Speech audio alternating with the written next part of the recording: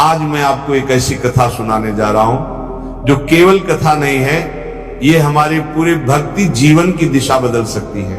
हाँ बेटा, अगर इस बात को तुमने दिल में उतार लिया तो तुम्हारी भक्ति भी अमर हो जाएगी और तुम्हारी निष्ठा भी अटूट हो जाएगी। एक समय की बात है, एक राज्य था, वहां के राजा बड़े भगवत प्रेमी थे।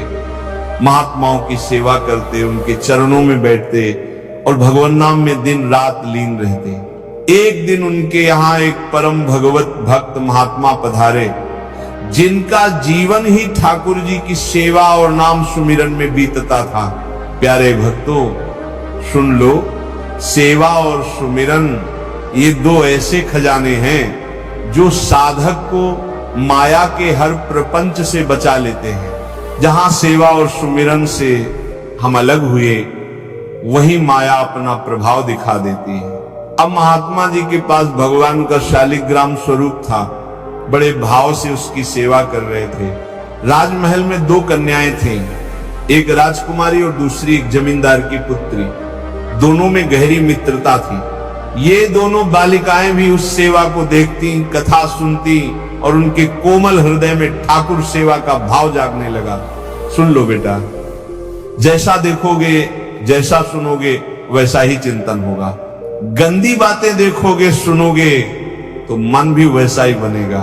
भागवत की बातें देखोगे, सुनोगे तो हृदय भागवत प्रेरणा से भर जाएगा। कई दिन महात्मा जी वहां रहे, रोज कथा, रोज सेवा। दोनों सखियों ने एक दिन चरण पकड़कर प्रार्थना की, गुरुदेव, हमारे मन में भी इच्छा हो रही है, हमें भी ठाकुर सेवा दीजिए। महात्मा जी ने सोचा, सेवा में बहुत सावधानी चाहिए, अभी ये छोटी हैं, सेवा अपराध न हो जाए। सेवा में 32 सेवा अपराध और 32 उप सेवा अपराध बताए गए हैं, कुल 64। इनमें सावधान रहना जरूरी है। सेवा में सावधानी, बेटा तुम ठाकुर सेवक हो, घर में ठाकुर जी विराजमान हैं, तो जैसे ही दर्शन के लिए जाओ, हो सके तो पादुका मत पहनो, नंगे पैर जाओ। अगर मजबूरी हो तो कम से कम मंदिर की सीढ़ियों तक पादुका पहनकर जाओ, ऊपर नहीं। हम अपने स्वामी के दर्शन करने जा रहे हैं, ये भावना होनी चाहिए।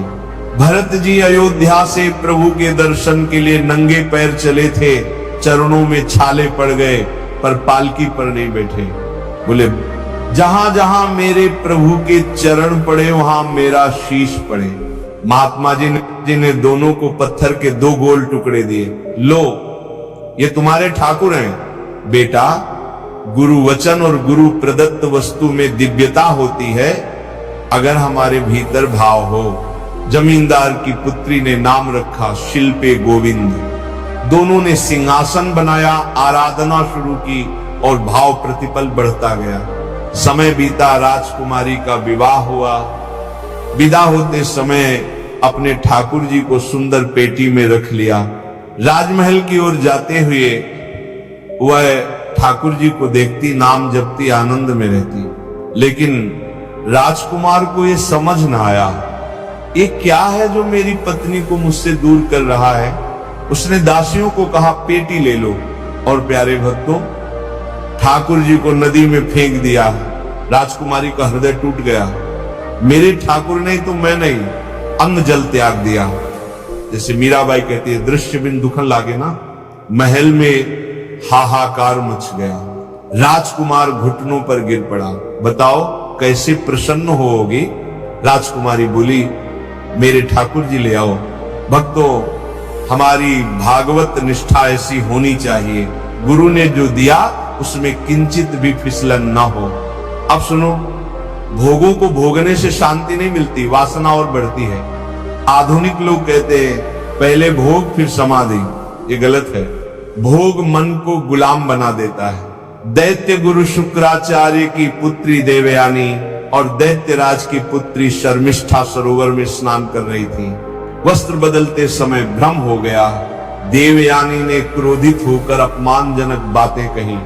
शर्मिष्ठा भी अभिमान में आकर बोली, तुम्हारे पिता भी हमारे राजा से पलते हैं। बात बढ़ी, शर्मिष्ठा ने देवयानी को कुएं में धकेल दिया।